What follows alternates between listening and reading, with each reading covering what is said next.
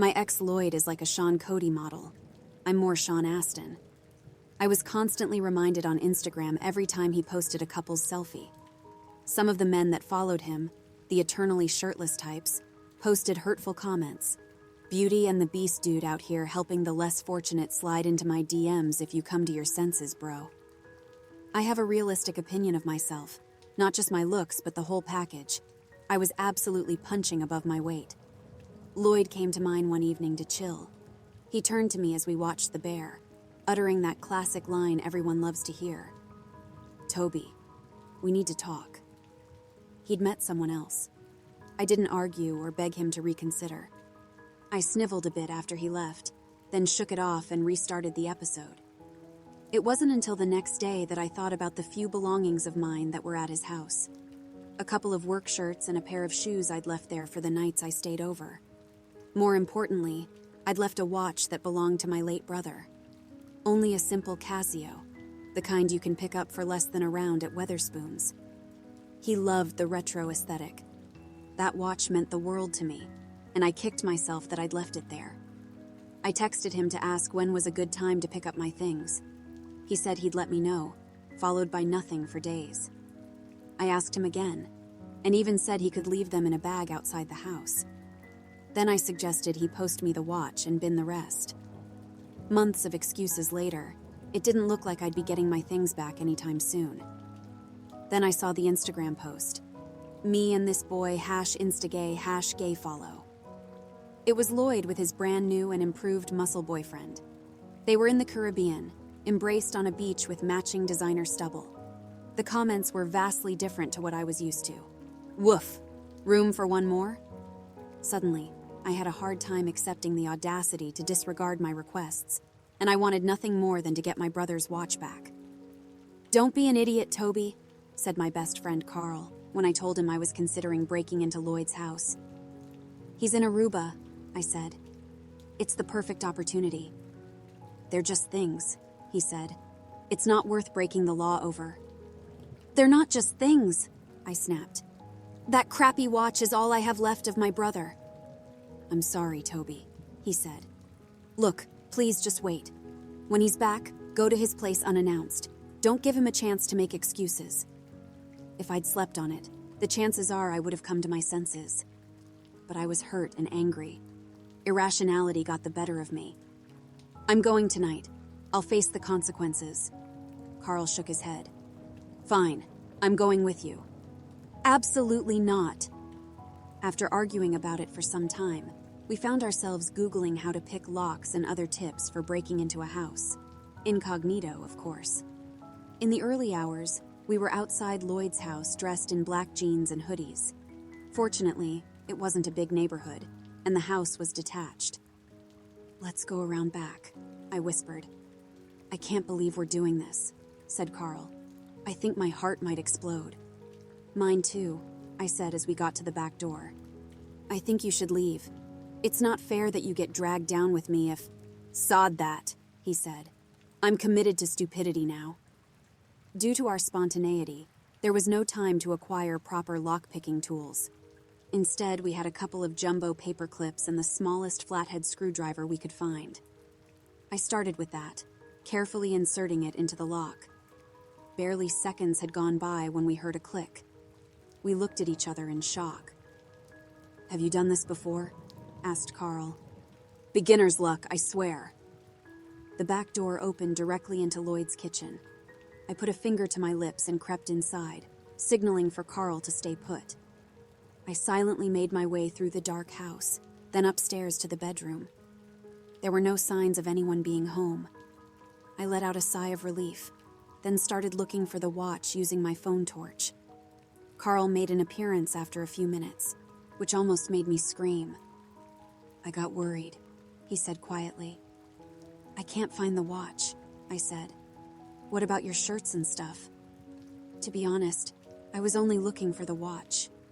I looked through the wardrobe and couldn't see any of my shirts.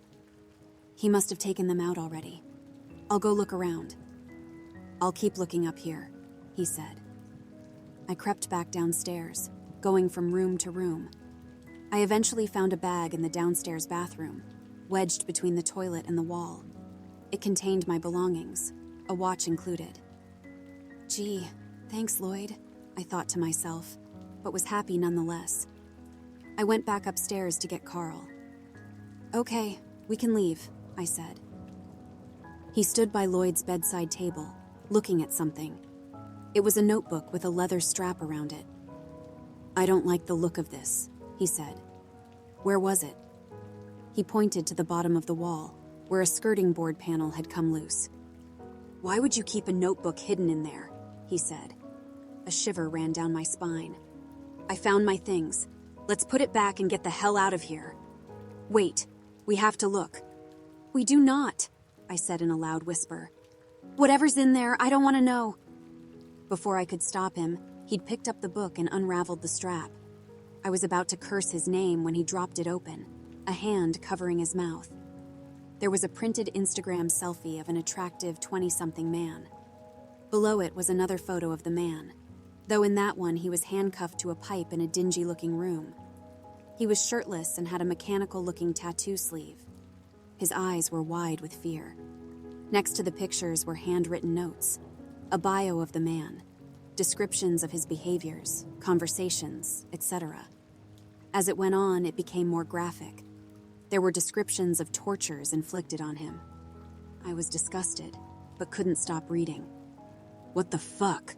Carl said under his breath. There's more, I said. A hint of plastic was visible on the edge of the page. I turned it over, recoiling in horror. There was a clear plastic bag fixed to the page. Inside was a rough square of tanned, leathery skin, partly covered with the tattooed cogs of a mechanical wheel. I think I'm gonna be sick, said Carl, turning away. I went into a daze as I stared at the book, shocked at how Lloyd could be capable of such a thing. There were other pages, too. The book contained 3 different men, all with similar pictures and descriptions, and a plastic-covered skin sample. I recognize him, I said, going back to the first picture. I took out my phone, hands trembling as I scrolled through Lloyd's Instagram feed. I had to go back a couple of years, but there he was. It was another ex of his. You were dating a psycho, said Carl. Toby, that could have been you. Don't, I shouted. I can't be thinking about that right now. We need to give this to the police. He nodded. We'll be fucked for breaking and entering, though. I know. I'm sorry you had to be here, too. Don't be stupid, he said. I knew what I was potentially getting myself into. Well, I didn't expect this, but, you know. I shook my head. These men will have families, people who care about them. Let's do the right thing. I hugged Carl, then put the book in the bag with my belongings. As we were about to leave, there came a noise from somewhere in the house. We both froze until we heard it again. It was coming from the basement. No, Carl said. We've got to go. My stomach was in knots, but I put the bag down and crept to the basement door, pressing my ear against it. There's someone down there, I said. I can hear them struggling. He was shaking his head. This isn't happening. Call the police, I said, trying the door. I was surprised it opened. Toby, don't... Call the police, Carl. For fuck's sake, he said, taking out his phone. I could see his hands shaking. What do I say? Tell them we need help. Probably an ambulance, too. I told him Lloyd's exact address, then switched the light on before descending the dimly lit staircase. It was the only room in the house I hadn't been in. My legs felt like they could give way at any moment. I'd never been so scared in my life. When I saw the man sitting on the floor, cuffed to a pipe with a rag tied around his mouth, it didn't seem real for a moment. It was like I was watching a film or something. But as soon as he saw me, his muffled screams for help snapped me out of it. I ran to him, untying the rag. Oh, thank God, he cried. Get me the fuck out of here, please. My mate's upstairs, I said, trying to stay calm. He's calling the police. Are you hurt? My foot, he said. I'm pretty sure it's broken.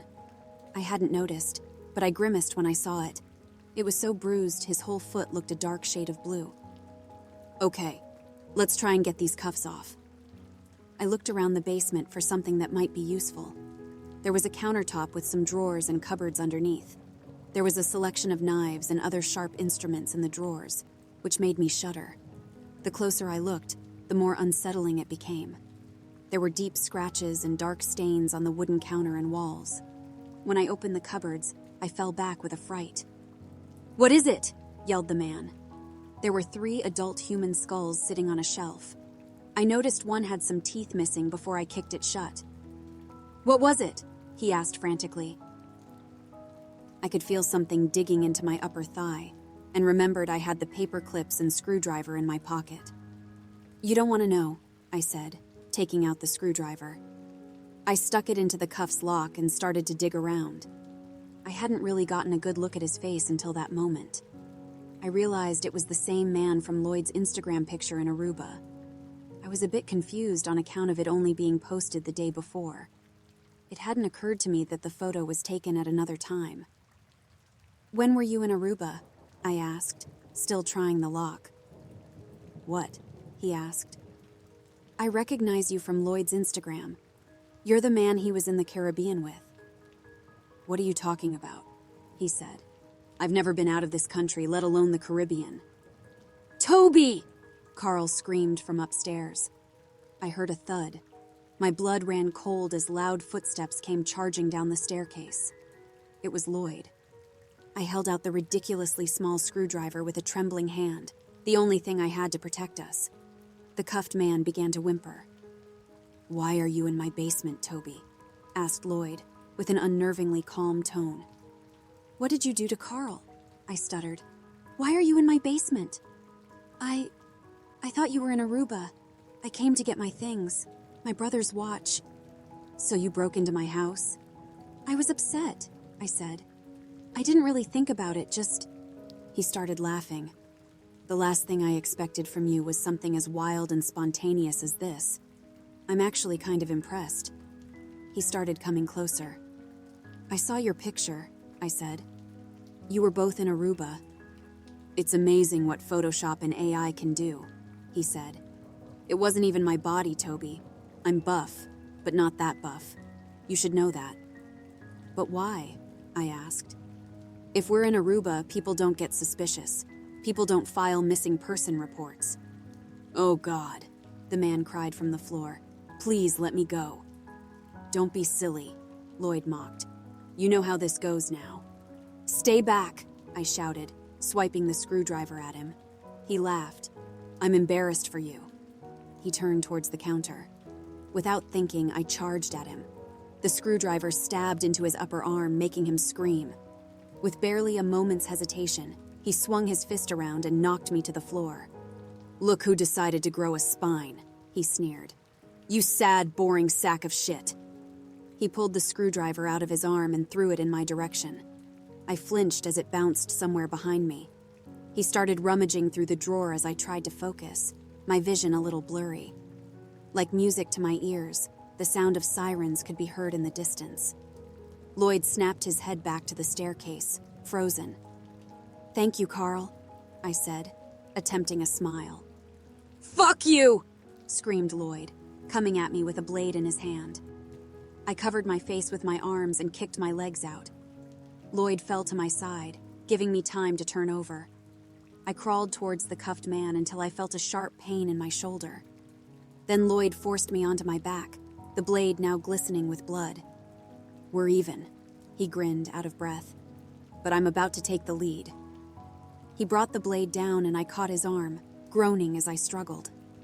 Lloyd was strong on account of his regular gym sessions. My newly injured shoulder didn't help matters either. I could feel him overpowering me, his teeth gritted into a frightening expression. His handsome features were replaced by something almost inhuman. There came a scream from nearby, and Lloyd was no longer on top of me. Instead, he was writhing on the floor in agony.